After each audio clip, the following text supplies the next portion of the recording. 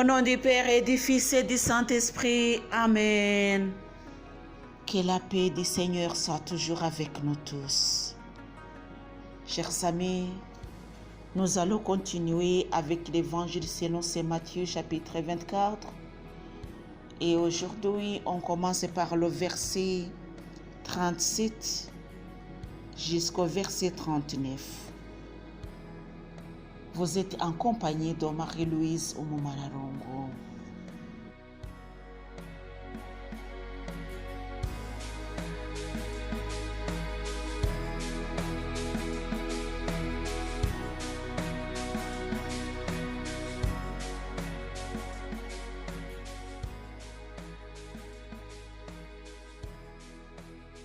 Bien, chers amis, nous allons d'abord lire et puis méditer.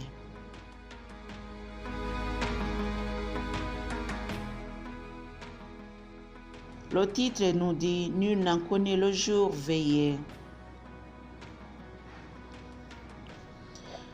Tel fut le jour de Noé, tel sera l'événement du Fils de l'homme. Car de même qu'en ces jours d'avant le déluge, on mangeait et on buvait, l'on se mariait ou l'on donnait en mariage, jusqu'au jour où Noé entra dans l'arche. Et on ne se doutait de rien jusqu'à ce que vint le déluge, qui les emporta tous. Tel sera aussi l'avènement du Fils de l'homme. On va s'arrêter par ici.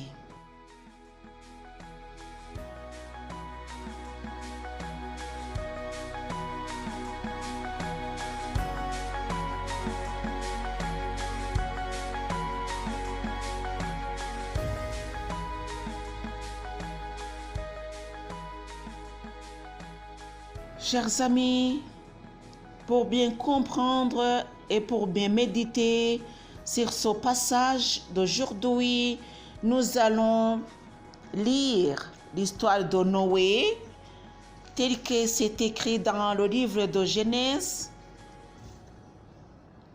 à partir du chapitre 6. Chapitre 6 à partir du verset 1er, le déluge. Disons, alors que les hommes avaient commencé à se multiplier sur la surface du sol et que des filles leur étaient nées, les fils de Dieu virent que les filles d'hommes étaient belles et ils prirent pour femmes celles de leur choix. Le Seigneur dit, « Mon esprit ne dirigera pas toujours l'homme, étant donné ses erreurs. Il n'est que chair, et ses jours seront de 120 ans. » En ces jours, les géants étaient sur la terre, et ils y étaient encore lorsque les fils de Dieu vinrent trouver des filles d'hommes et eurent d'elles des enfants. Ce sont les héros d'autrefois, ces hommes de renom. Le Seigneur vit que la méchanceté de l'homme se multipliait sur la terre à longueur de journée. Son cœur n'était porté qu'à concevoir le mal, et le Seigneur se repentit d'avoir fait l'homme sur la terre. Il s'en affligea et il dit, « J'effacerai de la surface du sol l'homme que j'ai créé, hommes bestiaux, petites bêtes et même les oiseaux du ciel, car je me répands de les avoir faits. » Mais Noé trouva grâce aux yeux du Seigneur.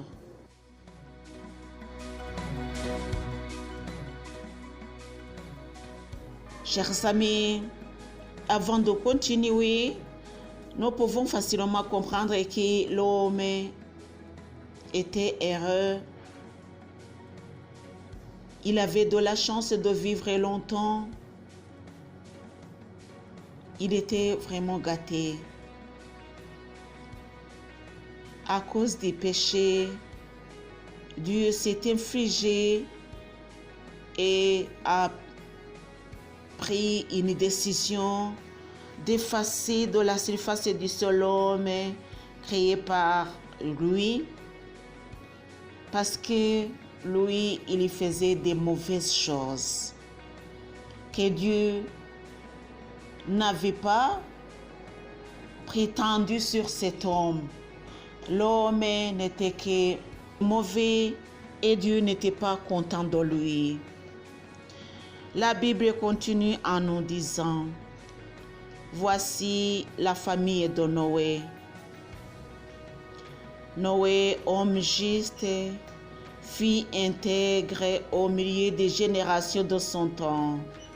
Il suivit les voies de Dieu. Il engendra 3 fils, Sem, Cham et Japheth. La terre s'était corrompue devant Dieu et s'était remplie de violence. Dieu regarda la terre et le vit corrompue, car toute chair avait perverti sa conduite sur la terre. Dieu dit à Noé, pour moi, la fin de toute chair est arrivée, car à cause des hommes, la terre est remplie de violence et je vais les détruire avec la terre. Répétons cette phrase. Dieu regarda la terre et le vit corrompue, car toute chair avait perverti sa conduite sur la terre. Dieu dit à Noé, pour moi, la fin de toute chair est arrivée, car à cause des hommes, la terre est remplie de violence et je vais les détruire avec la terre.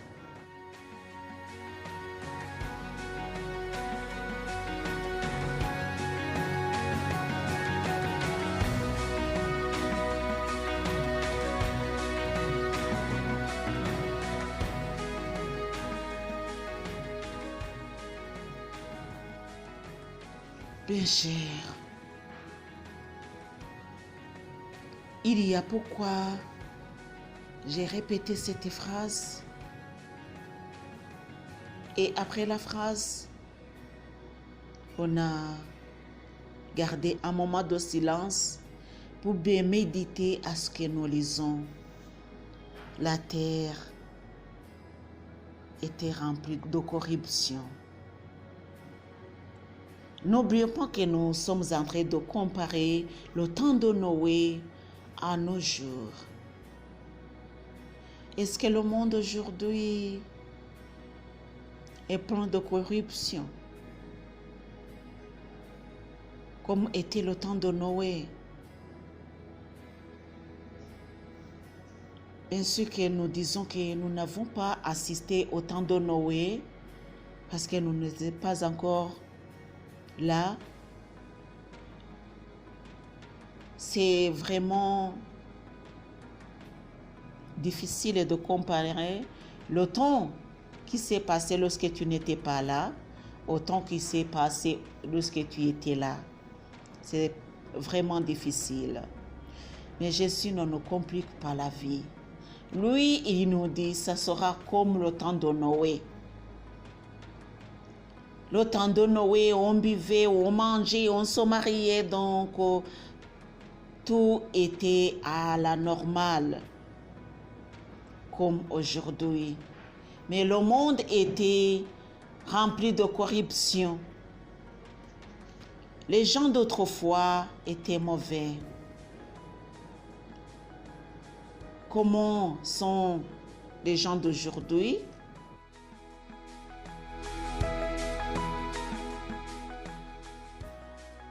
Préparatifs. Dieu dit à Noé, fais-toi un arc de bois résineux, tu feras l'arc avec deux cases. Tu l'enduiras de bitume à l'intérieur et à l'extérieur. Cette arc, tu la feras longue de 312 coudes, large de 50 et haute de 30. Tu feras l'arc en 3, un poignon que tu fixeras à une corde au-dessus d'elle. Tu mettras l'entrée de l'arche sur le côté, puis tu lui feras un étage inférieur, un second et un troisième. Moi, je vais faire venir le déluge, c'est-à-dire les eaux sur la terre, pour détruire sous les yeux toute créature animée de vie. Tout ce qui est sur terre expirera. J'établirai mon alliance avec toi. Entre dans l'arche, toi et avec toi, tes fils, ta femme et les femmes de tes fils. De tout être vivant, de toute chair, tu introduiras un couple dans l'arche pour les faire survivre avec toi, qu'il y ait un mâle et une femelle. De chaque espèce d'oiseaux, de chaque espèce de bestiaux, de chaque espèce de petites bêtes du sol, et un couple de chaque espèce viendra à toi pour survivre. Et toi, prends de tout ce qui se mange et faisant pour toi une réserve, ce sera ta nourriture et la leur.